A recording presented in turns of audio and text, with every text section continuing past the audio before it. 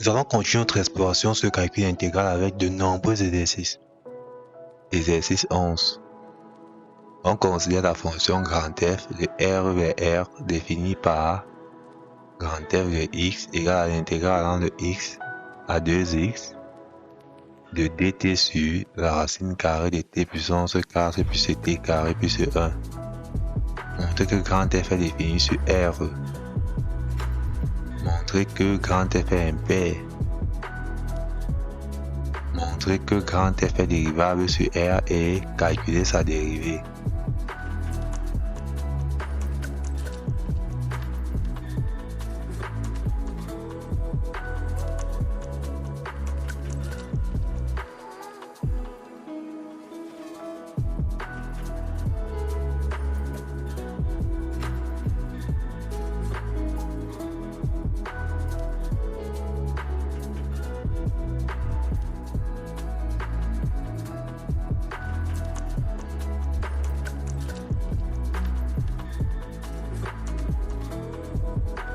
Préciser le sens de variation de grand F sur 0 plus l'infini.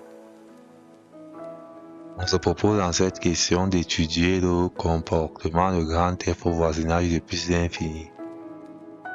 On donne une fonction petit f et on demande d'étudier le sens de variation de petit f sur 0 plus l'infini. Soit x un réel positif non nul. Montrer que pour tout t appartenant à x2x, f de t est calant entre 0 et f de x.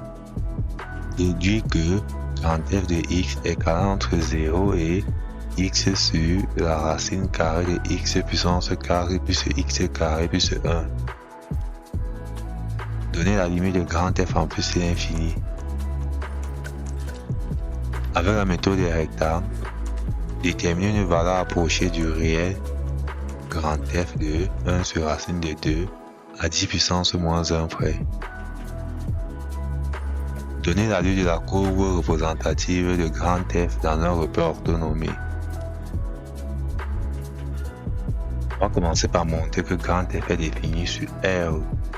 Il suffit de montrer que la fonction 1 sur t puissance carré plus t carré plus 1 est continue sur l'intervalle x 2x.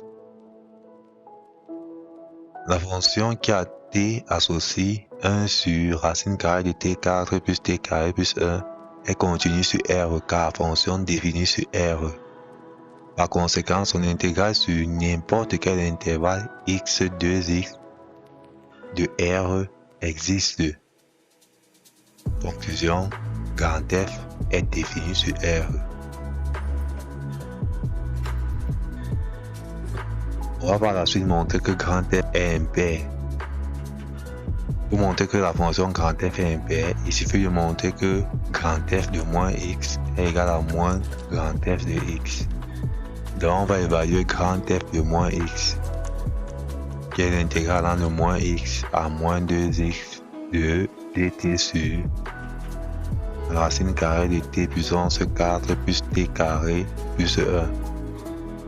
On va pour ça utiliser le changement de variable u égale à moins t. La dérivée de u par rapport à t c'est moins 1. Pour t égale à moins x, u est égal à x. Et pour t égale à moins 2x, devant vérifier on remplace t par moins 2x, on a u qui vaut 2x.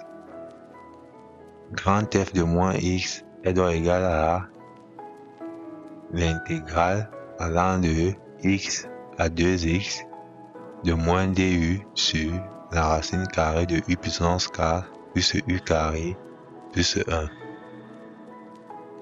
Ici, nous avons juste fait sortir ce moins de l'intégrale.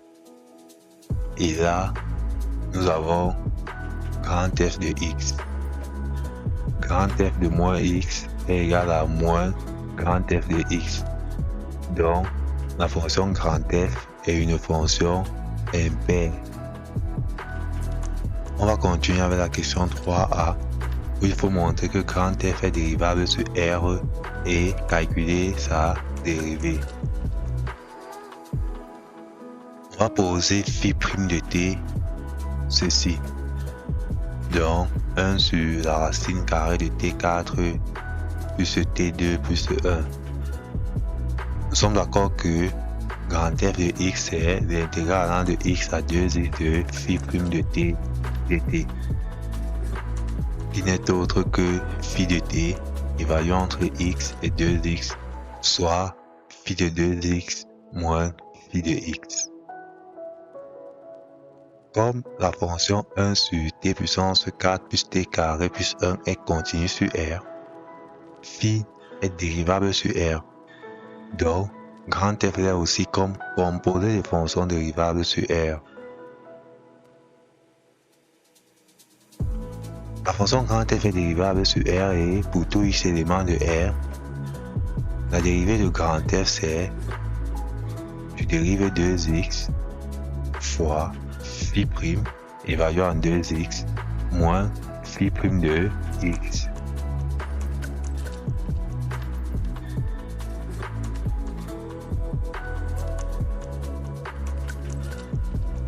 On va continuer avec la question 3b où il faut préciser le sens de variation de grand F sur 0 plus l'infini.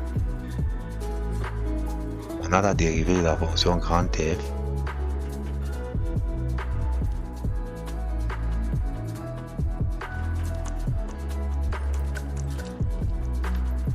on va trouver les valeurs qui annulent cette dérivée sur 0 plus l'infini.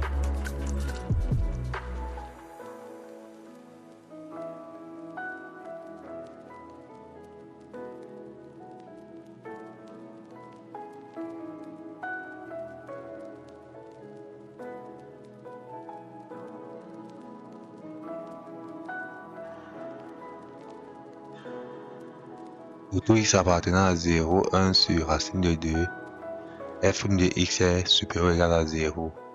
Donc sur 0, 1 sur racine de 2, la fonction grand F est croissante.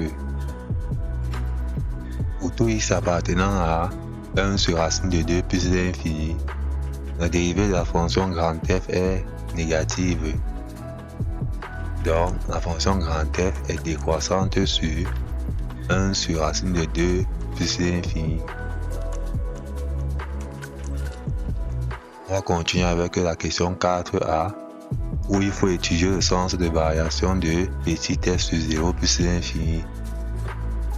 La fonction petit f est dérivable sur 0 plus l'infini et pour tout t appartenant à 0 plus l'infini, f' de t vaut ceci.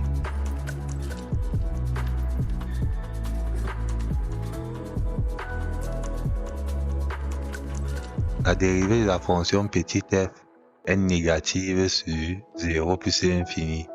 Donc, la fonction petit f est une fonction décroissante sur 0 plus l'infini. On va par la suite montrer que pour tout t appartenant à x 2x, f de t est égal entre 0 et f de x. Bien sûr avec x un réel positif non nul. Et déduire cette inégalité.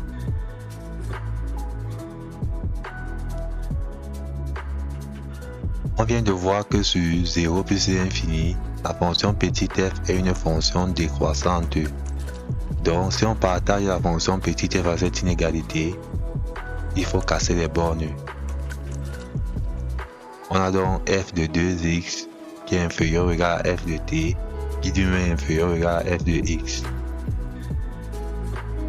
Petit f de 2x étant positif, on a finalement petit f de t qui est entre 0 et petit f de x. Nous allons par la suite déduire cette inégalité.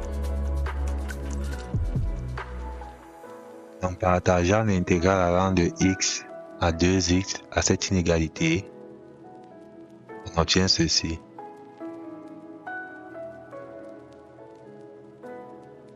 Cette intégrale portant sur la variable t, petit f de x est une constante, donc elle peut sortir de l'intégrale.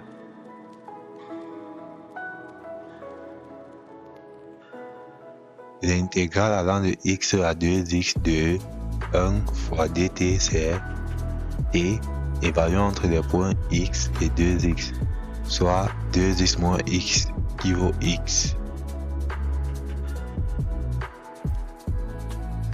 L'intégrale allant de x à 2x de f de t dt c'est grand F de x.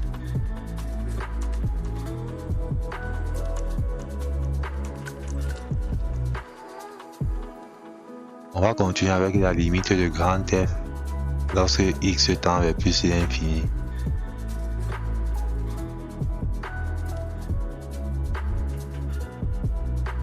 La limite de x sur racine carrée de x puissance 4 plus x carré plus 1 lorsque x tend vers plus l'infini vaut 0.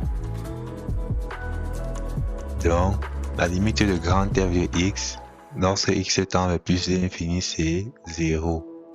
Théorème des gendarmes.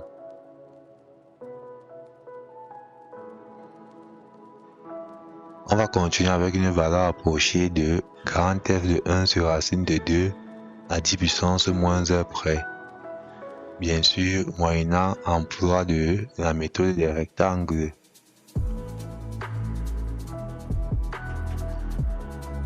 Nous avons ici une définition de la fonction grand F. Donc si on veut grand F de 1 sur racine de 2, il suffit de remplacer ici x par 1 sur racine de 2. Nous voulons une valeur approchée de grand F à 10 puissance moins 1 près. Donc on va prendre epsilon 10 puissance moins 1. On a vu dans le cours que pour obtenir une valeur approchée de cette intégrale à 10 puissance moins 1 près, il faut subdiviser l'intervalle 1 sur racine de 2, 2 sur racine de 2 en n intervalles. Et l'antinaturel n doit dépasser b moins a sur 2 epsilon, valeur absolue de f de b moins f de a. En remplaçant b par 2 sur racine de 2, a par 1 sur racine de 2 et epsilon par 10 puissance moins 1, on obtient ceci.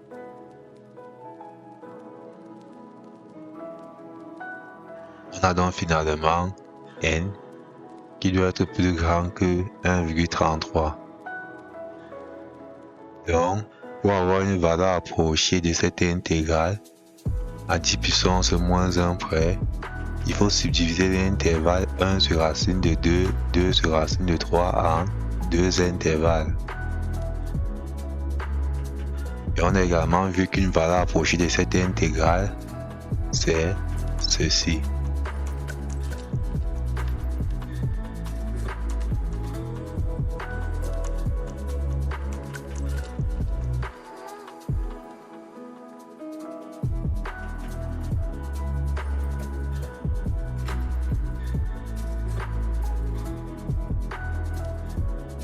On va terminer cet exercice 11 avec une allure de la courbe représentative de grand F dans un repère orthonormé. On a vu que la fonction grand F est une fonction impaire et nous l'avons étudiée seulement sur 0 plus l'infini. On a vu que la limite de la fonction grand F lorsque x tend vers plus l'infini c'est 0. Donc la droite d'équation y égale à 0 est une asymptote horizontale à la courbe de grand F au voisinage de plus l'infini. On a également vu que la dérivée de la fonction grand F s'annule en 1 sur racine de 2. Donc au point d'abscisse 1 sur racine de 2, la courbe de grand F admet une tangente parallèle à l'axe des abscisses. Ayant donc une allure de la courbe de grand F sur 0 plus l'infini, pour avoir une allure complète de la courbe de grand F sur R, il suffit de faire une symétrie de cette partie-ci par rapport au point O, bien par rapport à l'origine du repère, car toute fonction impaire est symétrique par rapport à O.